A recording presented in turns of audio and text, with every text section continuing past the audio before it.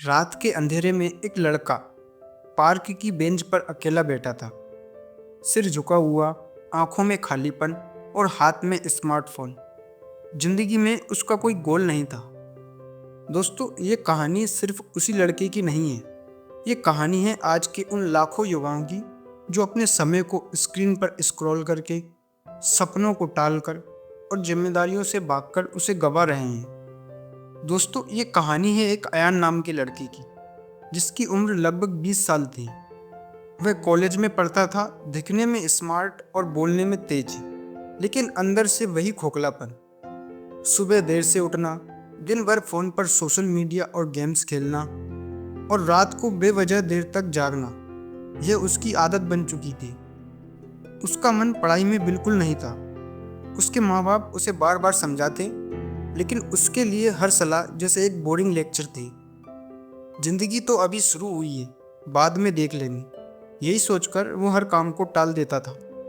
एक दिन कॉलेज में एक सेमिनार हुआ, don't waste your life. Seminar में जबरदस्ती सबको बैठाया गया। अयान भी बैठ गया, लेकिन उसका मन तो कहीं और ही था। स्टेज पर एक व्यक्ति आया, नॉर्मल कपड़ों में। उसने कहना शुरू किया, मैं भी आप जैसा ही था, स्मार्टफोन में उलझा हुआ, बिना मकसद के जी रहा था। लेकिन एक हादसे ने मेरी आंखें खोल दी। फिर उसने बताया कि कैसे एक एक्सीडेंट ने उसे 3 महीने के लिए बिस्तर पर बांध दिया था। जब वो हिल भी नहीं सकता था, तब उसे अपनी बर्बाद की हुई जिंदगी याद आई। उसे याद आया वो समय जो उसने स्क्रॉलिंग में बर्बाद किया, वो मौके जो उसने टाल दिए और वो सपने जिनका उसने कभी पीछा ही नहीं किया। उसने एक बात कही, आपका सबसे बड़ा दुश्मन कोई और नहीं, बल्कि वो समय है जो आप खुद बर्बाद कर देते हो।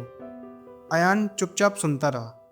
पहली बार उसे लगा कि ये बातें किसी और के लिए नहीं, बल्कि उसी के लिए थी। उस रात अयान ने खुद से एक सवाल किया, अगर आज मेरी ज़िंदगी ख़त्म हो भी जाती है, तो क्या मैं कंफर्टेबल हूँ? और जवाब था नहीं। उसने तय किया, अब और नहीं। अब वह हर दिन को गिनकर जिएगा। वो रात को जल्दी सोने लगा, सुबह उठकर एक्सरसाइज करने लगा।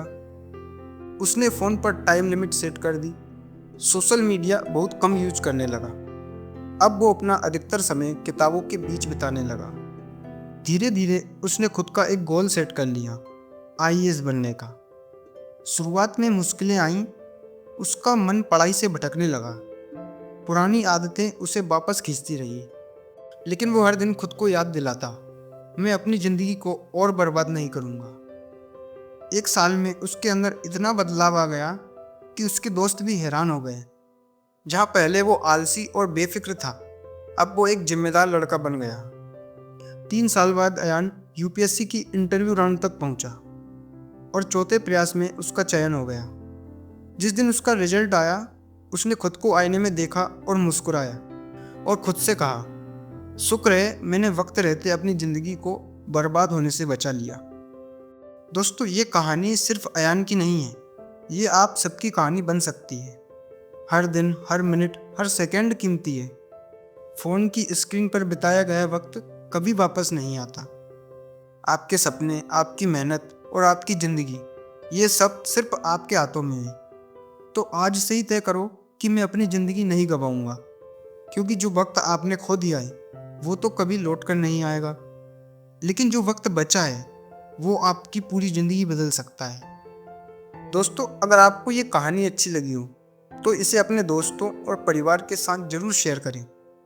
ऐसी और प्रेरणादायक कहानियों के लिए हमारे चैनल को सब्सक्राइब करें। तो चलिए, मिलता हूँ मैं किसी और रोचक कहानी के साथ। तब तक मुस्कुराते रहिए, खुश रहिए और अपने परिवार का ख्याल रखिए। धन्यवाद।